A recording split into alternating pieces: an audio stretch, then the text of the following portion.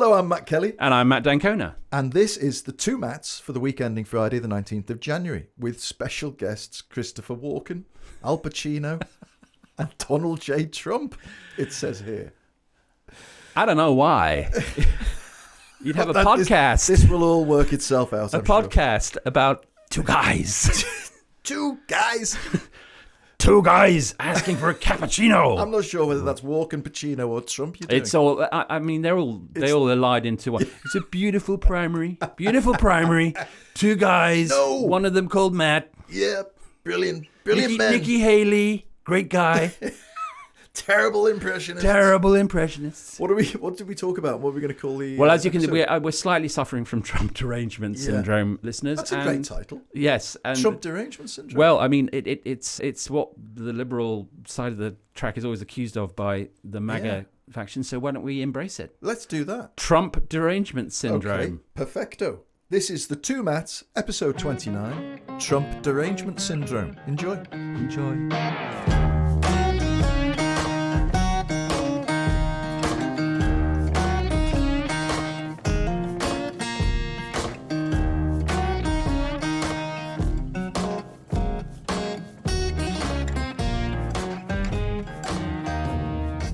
So, Matt, what are we talking about this week? Well, I think one subject really dominates because we're recording this on Thursday, which is midway between the Iowa caucuses in the presidential race for the Republican nomination, and New Hampshire's coming up on Tuesday. And obviously, we know that Donald Trump, in his first actual contact with the voters since November 2020, romped home. He crushed it, didn't he? He crushed it. Yeah. And there's a lot of talk about Nikki Haley probably will have a better time in New Hampshire, and Ron DeSantis. Nikki Haley's is the sort of conservative. She's the country. She's the sort of traditional country club in Wall Street. Yeah. Old school Republican. Yeah. And Ron DeSantis, who's MAGA without the fun, is still in the race. And I think, it's fair to say that Nikki Haley might do a bit better than she did in Iowa, in New Hampshire, not least because independent voters can vote as well as Republicans in that primary. But my feeling is that Trump is going to be the nominee. It doesn't augur well for anyone. Not only that, but I mean, he is going to be the nominee. Yeah. A lot of mainstream podcasts and indeed, writers and people on broadcast, they're incredibly squeamish about the reality of Trump. And, they're getting too hung up in the nuance and the weeds. And, it's like if they were thrown a hand grenade with the pin pulled out, they'd measure it. Yes. And ask where it had been manufactured. Yes. This is happening, guys, and we need to look at it. So I thought it might be interesting. I don't know if producer Matt can help. There's a clip, a sort of unofficial campaign ad for Trump. This is what, just before listeners listen, this is one of the most mental things I've ever heard in my life. It's amazing, but it gets us into why what's happening is happening. Yeah. And on June 14th, 1946, God looked down on his planned paradise and said, I need a caretaker. So God gave us Trump.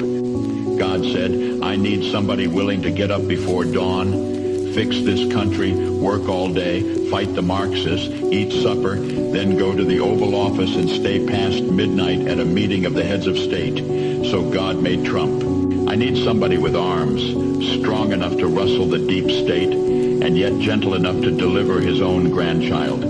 Somebody to ruffle the feathers, tame cantankerous World Economic Forum, come home hungry, have to wait until the First Lady is done with lunch with friends, then tell the ladies to be sure and come back real soon, and mean it. So God gave us Trump. So, I mean, there's a kind of a moment of silence as we adjust back to the real world. This is a video that was made by, it doesn't come directly from the Trump campaign, it's made by a team called the Dilly Meme Team, whoever they are, a group of MAGA, Make America Great Again activists. And the key to this is a bit of background, it's meant to sound like a guy called Paul Harvey, who was a legendary Christian right-wing radio host from the 50s onwards. He died in 2009. And it shows you what AI can do, because it really does sound like him. Mm-hmm. And this is a sort of gateway into trying to understand what's happening, because to a large extent that is very difficult for Europeans to understand, this contest about religion. 25% of American voters, of all voters, identify as evangelicals in America. It's a huge constituency.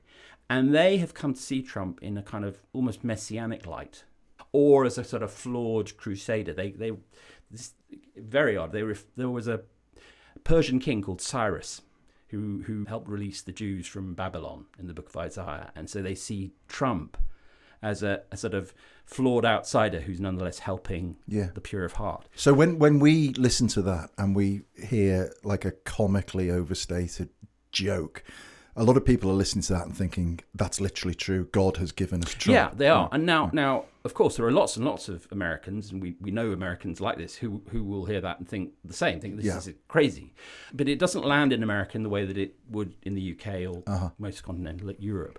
And I think that the reason that's interesting is not just because religion is important, but also this is a contest about belief rather than policy. So there's all sorts of things you can factor into it. So the fact is that Trump this time held his first rally in this campaign at Waco, which people might remember was the scene in '93 of a terrible siege and massacre of millennial people under a guy called David Koresh. Very fringe, but further evidence we've talked about before on the pod of the fringe coming into the mainstream. There are lots of people who support Trump who identify with QAnon, but there are also grassroots groups that, again, you don't hear very much about in this country. So there's a massive group called Moms for Liberty. And these are the moms who are really incensed by what they see as the wokeification of American education, and they love Trump. So there's that. And, of course, there's the other binding belief, which 2/3 of Republican voters believe in, which is that the election was stolen. They think Trump is the incumbent in exile at Mar-a-Lago. And they have no interest in the old Republican Party of Nikki Haley. One of the things that we learned this week, I think, was that the old Republican Party is dead. It's been replaced by the MAGA Party, which is the Trump Party. And there's a lot there that is alarming and new, but has to be recognised, journalistically. So one of the things about it that I think is fascinating is as a mindset, is the store it sets by order. And this is not the same, emphatically not the same as the rule of law embodied in the Constitution. This is a much more primal Old Testament idea. Well, it's totalitarian kind of order. It isn't is, it? and we can talk in a moment about some things that Trump might do. But it's become utterly focused on the border, and this is not just an issue that's animating people who live in the southern states, but it's because a lot of migrants have gone to cities like New York, Chicago, and Denver. The mayors of those cities, and indeed the voters, are starting to get animated about that. So it's a very big subject, that, and also a new way of looking at America, which is not primarily through the prism of the Constitution, which is, of course, extremely alarming. I think alarming's an understatement. I think it's terrifying. Yes, it is. And I think that's why I started by saying we've got to get to grips with the fact that Trump's going to be the nominee, because the stakes now are, almost certainly, barring some biological intervention, as it were, one of the two candidates passing away, it's going to be Trump versus Biden. And that is a huge, huge moment for the world, not just United States. And I think we need to start thinking about that. Do you think Biden is remotely equipped to fight Trump mano a mano? Well, I do, in the sense that, okay, if I had to call it now, if I was forced choice, as the pollsters say. Let's assume that they're the two candidates. It's October. What are the polls doing? Okay, forced choice, I would still say Biden. Why? Because he won in 2020, fair and square. Crucially, he saw off the expected red wave, so-called, of Republican successes in 2022 in the midterms. And thirdly, because there's no doubt that Trump gets Democratic voters out. I mean, if the general election, the presidential election in November, is a referendum on Trump, Biden's got a good chance. Right. And also to Biden's benefit is that Democratic voters tend to be what the pollsters call high propensity, which is just jargon way of saying they turn out. And they serially vote. So, and I also question, this will be Trump's third run. The first time a president candidate has run 3 times in a row since FDR, since Roosevelt. Amazing. Are there really going to be that many new Trump voters? It's hard to see that. But, and it is a big but, what if the Democrats stay at home?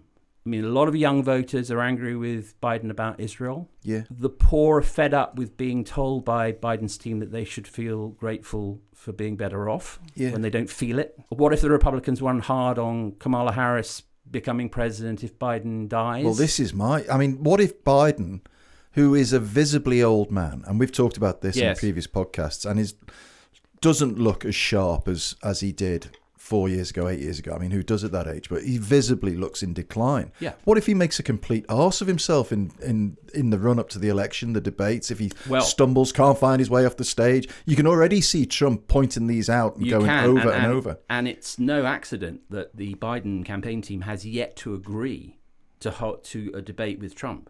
Yeah. Which is a massive poker player tell. I mean, I think there'll have to be a debate. You can't have a presidential election, particularly one of this, consequence without a debate. Where it looks like he's running scared. Yeah, and he ran a debate because of COVID. Biden ran what's called the basement campaign in 2020, and it worked. I don't think a basement campaign this time is going to work. No. He's going to have to get out there. He's going to talk to people, and you're right. He's liable to make gaffes. He's liable to look pale and weak and stumble. And Trump has got momentum. And he's an entertainer and a performer, and an entertainer and a performer with momentum is very dangerous. Yeah. And a final point to make on the sort of Biden's problems is that the biggest divide now in American politics is between graduates and non-graduates. Okay. Graduates account for only 25% of voters. So that the Democrats have sort of become the party of university education, which is fine, but it's numerically not enough. And then you get into other voters, and one of the most interesting things, and it's underreported, is there's a great Republican pollster called Patrick Ruffini who's done a lot of work on this, and it shows that the Republican Party is not only becoming the party of the poor, it's becoming quite multiracial. Now, I don't want to exaggerate this. I'm not saying that every person of color is going to vote for Trump.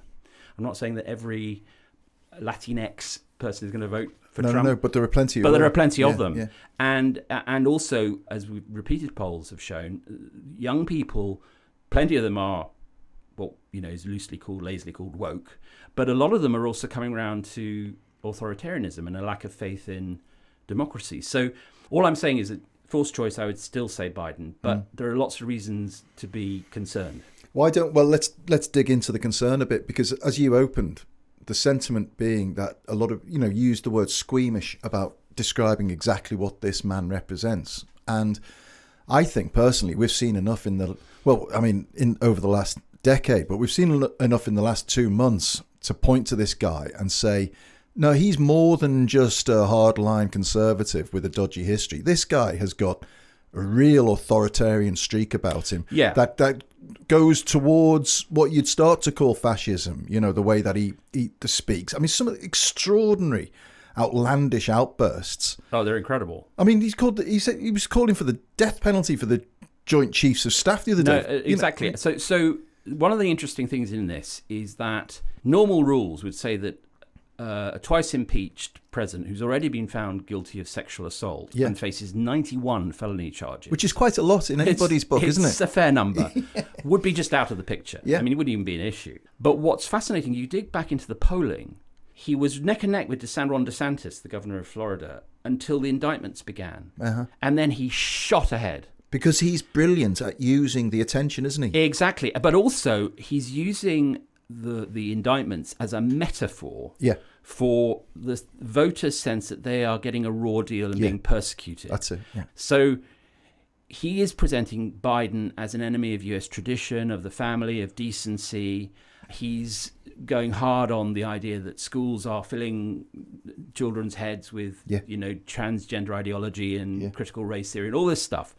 It's a quite accelerated version of what he said in previous campaigns, which is, they hate you, but I like you. Yeah. I see you, and look, I'm hounded like you. Yeah. And he said this in various campaign rallies. Yeah. It's you they're going after. Uh-huh. That's a very dangerous and potentially effective message. And he's called them directly vermin. He said we're going to root out the vermin, and he's talking about mainstream people, but he's describing them in dehumanizing ways. Oh my God! Marxists. He's calling them fascists. Yeah. Now there's a squeamishness about comparing contemporary politicians to Hitler or Mussolini or whatever. Yeah. But actually, even he makes a joke of it. I mean, he has said now repeatedly that he would only be a dictator on day one. Yeah. He's, as you say, they are talking about immigrants. They are poisoning the blood of our country. Yeah. That is overtly Nazi fascistic language. And they're talking about internment camps. They're talking about internment camps, and shoplifters should be shot, as you mentioned before. Drug dealers should all be executed. Right. It's like he said to of General Mark Milley, who is the former chairman of the Joint Chiefs of Staff, and a really, I hesitate to use these words because they might sound tinny, but he's a great American, Milley, right? He really is. Trump said he should be executed for treason, for being in contact with China. He said this act is so egregious. It should be, in former times, the penalty would be death. Yeah, and we know from the various memoirs and things that have come. Listeners. No, I'm afraid there's going to be quite a lot of this. That Trump wanted the military to be deployed during the social justice BLM disorder of the summer of 2020. So that then, appalling threats by the Trump supporters to his enemies. Mitt Romney, former presidential candidate, this is alarming, tells you so much. Mitt Romney has to pay $5,000 a day for his security. Jeez. So often as he received death threats. It's worth pointing out what he was the alleged executionable offence that Milley, the Joint Chiefs of Staff, committed. He took a call from Chinese officials the day after the riots that Trump is complicit in instigating and encouraging, and the Chinese were asking, "Is America actually under attack?" Yeah, and he said, "No, they're not. We're not. We're fine." And this is so. Trump says Milley was trying to anticipate what was going on inside the mind of a president, and in past times he'd have been executed for that. I mean, it's an extraordinary logic. Milley was actually at that very dangerous moment, calming stuff down, acting in an incredibly statesmanlike and diplomatic fashion. Absolutely. We all owe him a great debt of. But to go down, carry down the list, Trump has already said he wants to send the National Guard into cities afflicted by serious crime. There's this big document that already exists called Project 2025, produced by Trump think tanks, that would politicize all the middle-ranking federal civil servants, creating, something quite close to an authoritarian apparatus. It's very, huge. Yeah. He said he'll prosecute his political enemies, the Biden crime family. Yeah. We know already he made a lot of judges during his first term. We know that he would do even more in another term. Yeah. He has talked, he's denying it at the moment, but he has talked quite openly in the past about running for a third term. Yeah. Or even just staying in office. He must look enviously at Vladimir Putin. Right. And say, why can't I do that? Yeah, exactly. If the people want it. Liz Cheney, former representative for Wyoming, and the daughter of Dick Cheney, who was no slouch when it came to, being a tough right-wing guy, has now been expelled from the Wyoming Republican Party. And she says that America is sleepwalking into a dictatorship. Yeah. And I think she's onto something. And it's so easy to say, you should take him seriously, but not literally. Well, yes, sort of. Yeah. That was, I think, a permissible thing to say in 2016. But 8 years later, after January the 6th, not so much. I read a piece by Christopher Browning in The Atlantic. Oh, yeah. Who, is a very highly respected professor of history and majors in the Holocaust. And Browning was saying that, as far as he's concerned, these are the behaviours of an authoritarian dictator in waiting. And we should all be terrified. Yes. And, okay, so, Gary Lineker can't say this, but I will. At what point do we say we are the boiling frogs in this and somebody needs to jump out of the pot and do something? Because this is how, in history, you look back, this is how societies have crept into doing terrible things. The greatest ally aspirant dictators have is complacency. Yeah. It's always incremental. And intellectualization of brutality. Exactly. And nastiness. Exactly. They look at the scene and they think, I want to do a data viz on it. Yeah. No, exactly. You're dealing here with rage and emotion and hope. I mean, this is the other thing, which is it's very hard for people like us who are of sort of liberal disposition to see Trump as a figure of hope. But for his demographic. He is. He is going to reclaim the republic for them.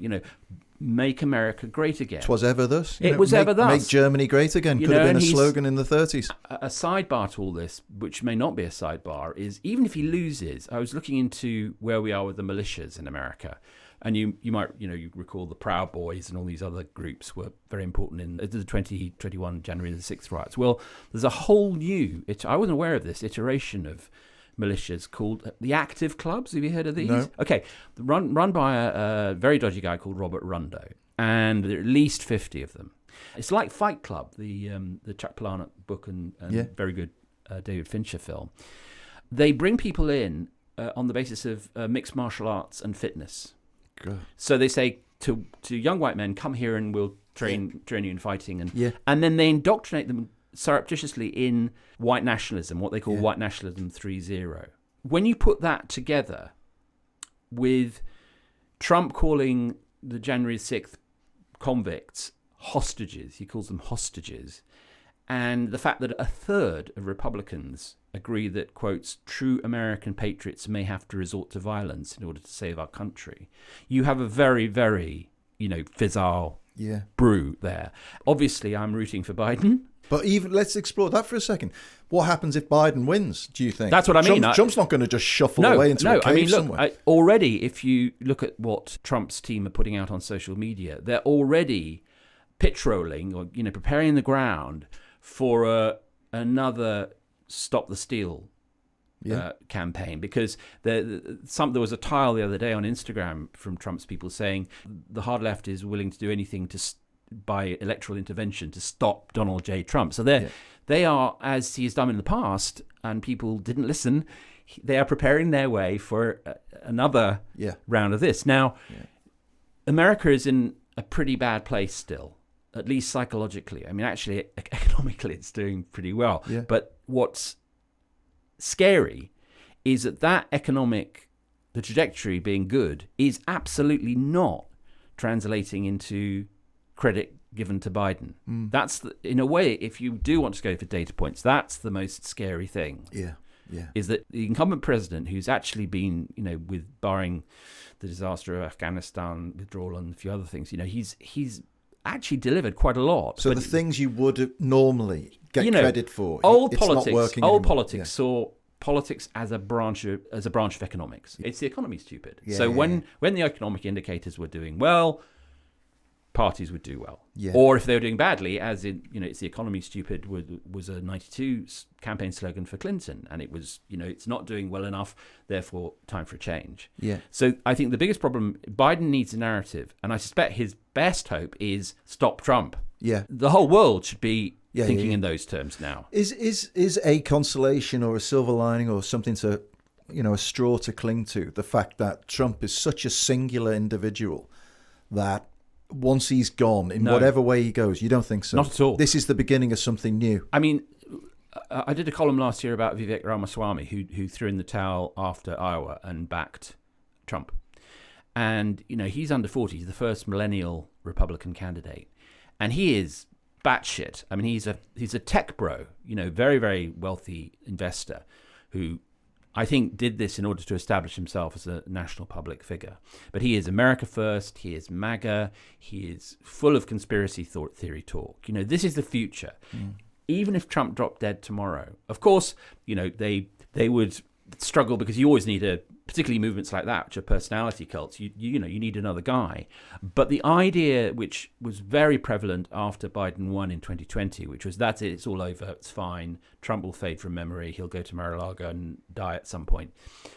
Yeah, but actually, Trump is a symptom of something very deep and very worrying, and not, I'm afraid, just in America. This is right of center politics for the foreseeable future. And if you don't want that, which we don't, particularly the sort of nationalism of it, you need to get the measure of that. I mean, I think a lot of what's being written about this is just content rather than journalism.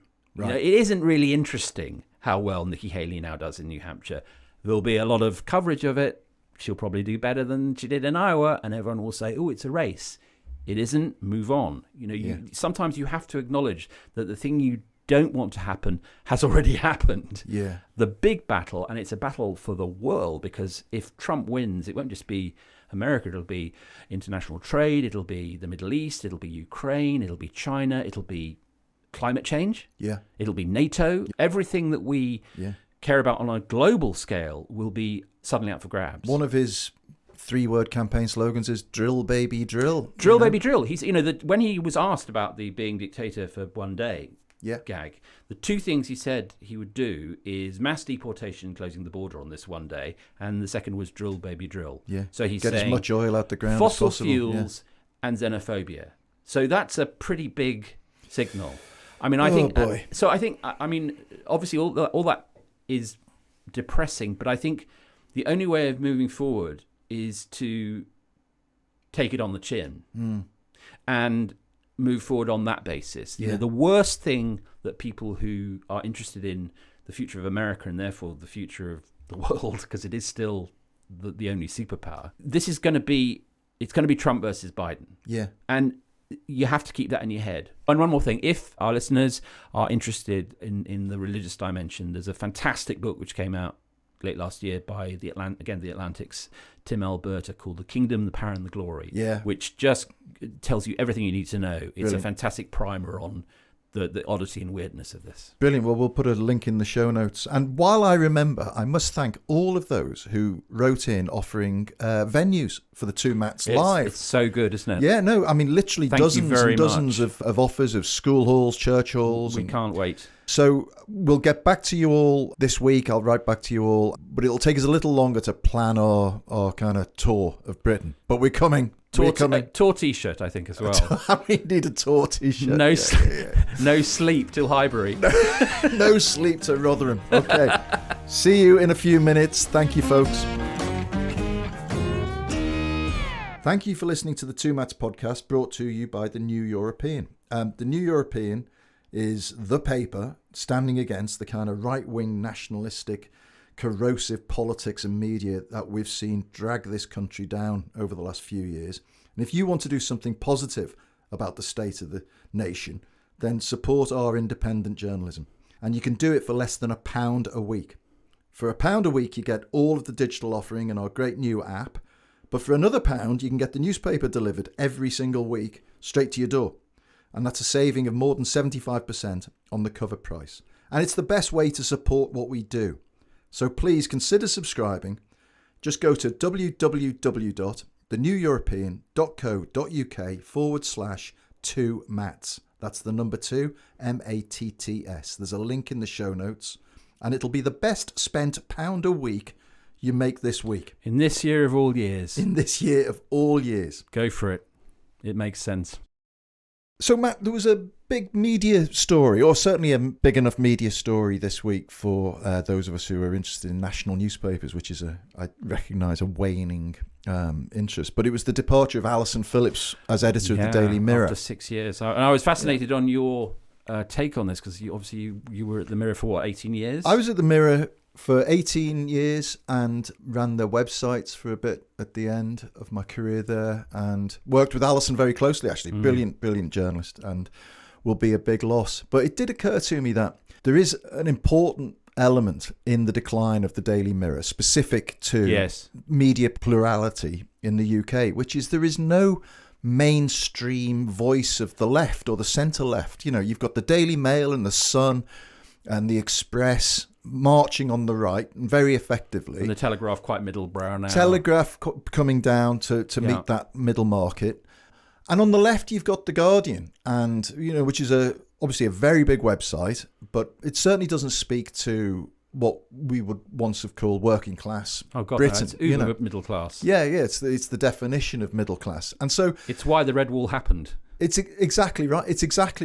And it's also the decline of the Daily Mirror is also why the Red Wall could happen. And also, I think back to Brexit as well. And here's always been an interesting take for me, because I've always thought the Daily Mirror could have made a material difference in the Brexit vote. But it had the same problem that Labour had at the time, which was half of its readers, half of their voters wanted Brexit. The old days of the Daily Mirror in its pomp, and this is a newspaper that at one point, its biggest ever circulation was Coronation Day, Queen Elizabeth II. It sold 7 million copies in a day. Incredible. But at that time, its base kind of circulation was 5 million copies a day. It's incredible. I mean, it's extraordinary. And those copies were read by 2 or 3 people, so you've got 15 million people looking at the Daily Mirror as its primary source of information and analysis on the world. And boy, did it give analysis. It was a massive force in post-war Britain, wasn't it? It changed tabloid journalism. It spoke in the vernacular. And probably it had it's very hard to talk about causation when it comes to media, but when you look back at the culture of after the war, it is clear that the Mirror was very important to it. Yeah, and, no, really. Really important to it. It was the voice. It was anti-establishment, which, it was the first kind of paper that would talk about the intrigues of the royal family in a very, in a way that no other newspaper would have dared to, because the editors would have been rebuffed at the club, but the Mirror didn't give a toss about that kind of thing. It was campaigning. It told its readers things it didn't want to hear, which is my point about Brexit. The Daily Mirror of today can't afford to tell its readers things it doesn't want to hear. It can't afford to lose 5% of its circulation if they suddenly say, well, bugger them, I'm not reading that. But the old one did, because it was powerful enough. But it seems now, as a newspaper, to be in something of a death spiral, which I think is a great, great shame. We should say it's owned by a company called Reach now. Yeah. And they've just... the context for Alison's departure, as I understand it, was that they just announced yet another round of redundancies, 450 jobs, almost a tenth of its workforce. I think they went through already. They lost 700 people last year, and there was a note from the chief executive, a guy called Jim Mullen, saying that there's going to be no more this year, or certainly no more planned this year. Well, we'll see.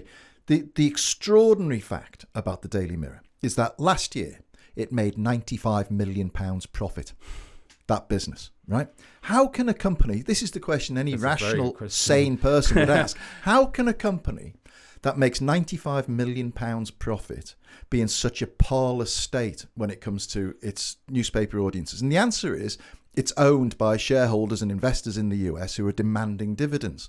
So it's not being put back into journalism. No, it's not. So when people, I bow to nobody in my, ability to slag off Rupert Murdoch. However, he can stomach losses on a scale like that and brush them off. Whereas somebody like the Daily Mirror, and to be fair to the chief executive of the Daily Mirror of Reach, he has to answer to these investors. So he's got to keep turning the screw. He's got to keep making a profit.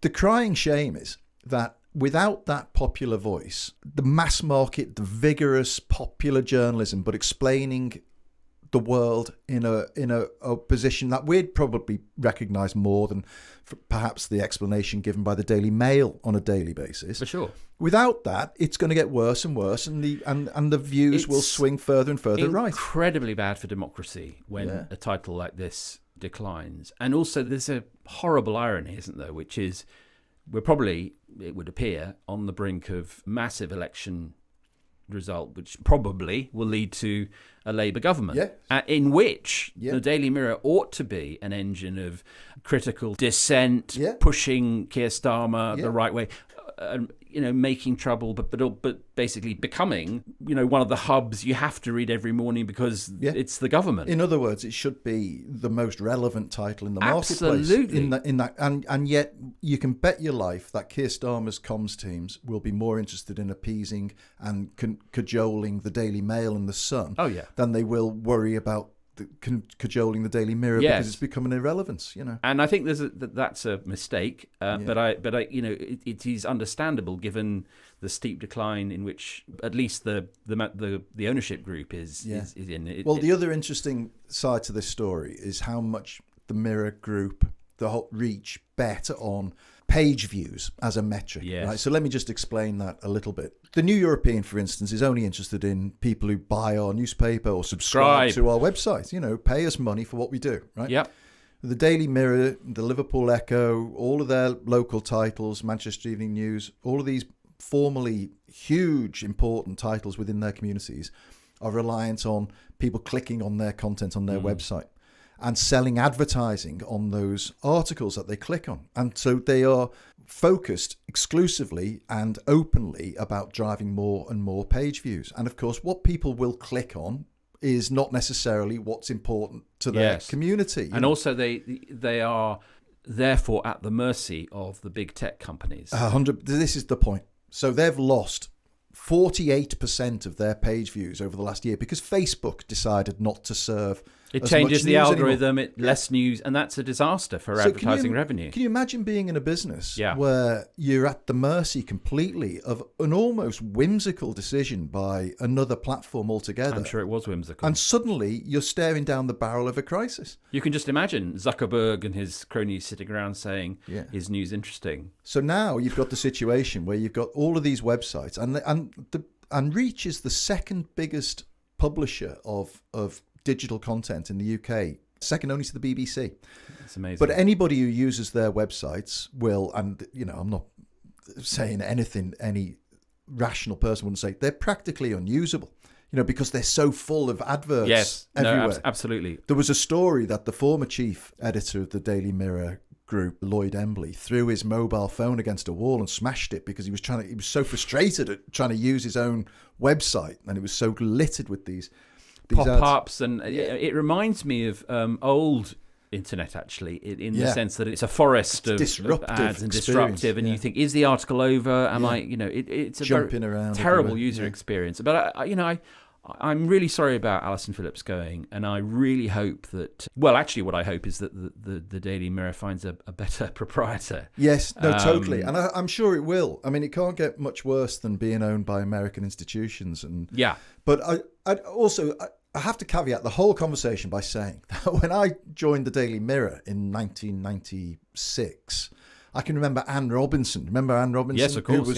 Who in her time was a great Daily Mirror journalist. Hugely influential. And I remember her criticising the Daily Mirror of 1996, saying, so there is always an element. Journalists are natural declinists. They always say it's not as good as it used to be, but sometimes it's true. I think now the opportunity for that paper to be a really important part of public life in Britain has flown, and that's a great sadness. That's a real sadness. Yeah. That really is. I mean, that's a proper loss, and it's very hard to get back as well. Yeah. You'd need a very, very imaginative editor and a very, very understanding and sort of public-spirited proprietor. Yeah. Talking of proprietors, while we're talking about media, I noticed a column by Fraser Nelson, editor of The Spectator today. My successor at The Spectator. Arguing against ownership by the UAE. Yes. Saying that it's a problem for a national government to own a national newspaper in another country. I mean, Fraser has done great things with The Spectator and is a person of, great integrity. And he's not a MAGA type conservative at all. And I know, and he writes, he feels very strongly about this, that this is not a good deal that's going to involve money from the Gulf. George Osborne and his partners at this was the intro of the piece saying were brought in to help steer it towards the deal, towards fruition. He said he wrote it in the Spectator diary piece. Yes. He said this was going to be done by George Osborne, but he suddenly pulled out, and now I found out why, because he's advising the UAE. Yeah, I mean, I think that Fraser has taken the Spectator to the point where it has the scope to be an international magazine. And to be honest, for his sake, I hope that the Spectator is bought by someone and detached from the Telegraphs, which are laden down with debt. And then really there's no limit to where the Spectator could go. He's grown it across platforms. It's a terrific success. And it must be very frustrating. Let me ask you this question, devil's advocate question, because I think we both agree on the fact that it's a bad idea for a foreign country to own another country's national newspaper. But why, when you've had Rupert Murdoch having such extraordinary influence, a foreign national having such extraordinary influence, the FT is owned by a Japanese company, you've got German companies, media companies, having a huge interest in UK media. If the UAE money is kept at arm's length, but now we're at the bone. And also, and this is not meant to be in any way a sort of judgment upon the region, but there is a difference between an American citizen like Murdoch, for all his flaws, owning the Times and the Sun, and the culture of the Gulf becoming an element in the ownership of a right-of-centre newspaper group. Yeah. There just is. Yeah. And we may get squeamish in pointing this out. And, of course, you don't want to in any way appear racist or Islamophobic. But, there is no doubt that any arm's-length agreement that is signed by Gulf actors is not going to be worth the paper it was written on. I mean, they're talking about an independent advisory board. Well, Murdoch had one of those at the Times. It worked away around that. I mean, that easily, exactly. So I think that this is a really interesting test case because the Barclay brothers, or the younger Barclay brothers, only one of the twins left alive, really want to keep hold of the Telegraph Group and the Spectator, and they've had to go to this debt for equity deal to keep hold of it. But I'm very interested, and fair play to all the journalists at the Telegraph Group and Fraser at the Spectator. They have, they've put their money where their mouth is. I have to say, Chris Evans, the editor of the Daily Telegraph, has been right on the front foot, just saying lots of pieces saying we don't want this. This is a bad idea. We don't want this, and so that's why I care about it. I suppose is that that's what journalism should be about. I don't know how this ends. To some extent, it's Ofcom's looking at it. Lucy Fraser, the Culture Secretary, is looking at it. Of course, there might be someone else in the Culture Secretary's office by the time it becomes an issue if there's a change of government. So it's very unknowable. Very interesting. But it sounds like inside baseball, all this. It's not at all, though, is it? But it isn't, because who owns these titles and how they are tilted and the pressure that comes upon them from proprietors, financial and ideological, is all part of how the political landscape emerges. Well, let's just ask ourselves the obvious question, which hasn't been asked as much as it should, which is, why would the UAE want to own the Daily Telegraph? Exactly. Why? It's a small potatoes deal for them.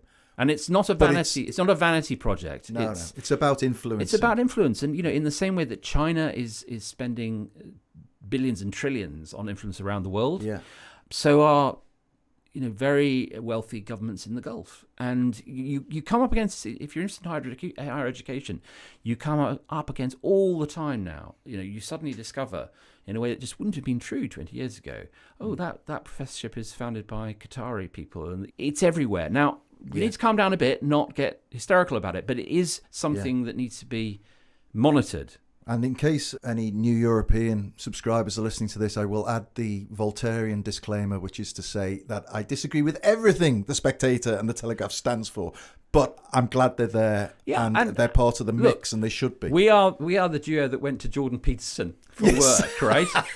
It's part of being a journalist. I mean, this is one of the things that I regret a little bit about the spirit of the age, is that, of course, we should be reading the Spectator and the Telegraph, and when the pieces are well written and interesting and there's good scoops, admiring them, and it cuts both ways, Matt, and it cuts both ways. Because this may surprise people listening, but I get more messages from people like competing newspapers about how well we're doing at the New European. Oh yeah, and they're encouraging, and they love that we're doing well. So there's a crucial thing which I hope, and I think it's better in this country than it is in America, which is, there's still a sense in our trade of being journalists first and ideological crusaders second. Yeah. So ditto, I get lots of people saying, God, it's going well, fascinating, what's it like, tell us the news, So I really hope that survives. Great. Okay, well, listen, I concur with that message. So thank you as ever, folks. If you've got any questions for our regular Sunday morning Q&A session, or any feedback about the podcast in general, please send them into 2mats@tnepublishing.com. That's 2mats, the number 2, MATTS, at tnepublishing.com. Or if you listen on Spotify, you can message us there. And that's exactly what Kevin and Paula did, who say, why not visit Boston? Boston in the States, do you think? That'd be nice. Why not visit Boston and do an episode from there? I suspect they mean Boston, Lincolnshire. I'd love to, actually. Either. Both. Well, yeah, we could do Boston and Boston. Okay. Boston in Lincolnshire. The two Bostons. No, they're definitely talking about Boston in Lincolnshire. The two Bostons. Because it was vehemently pro-Brexit. I'm pretty sure Boston in Massachusetts didn't care. I don't think they mind. They'd be against Brexit in Boston, I think. Yeah, Boston in Lincolnshire. It was vehemently pro-Brexit due mainly to anti-immigration sentiments. It would be interesting to see what the people there think now. I agree completely. Yes, absolutely. Thank you, Kev and Paula, for that. We are back with our Q&A episode on Sunday. Remember our new subscription offer at www.theneweuropean.co.uk/2mats. And there's a link in the show notes. Thanks to producer Matt Hill at Rethink Audio, assisted by Ollie Peart this week. And until next week, it's goodbye from me. And it's goodbye from him. Goodbye. Goodbye.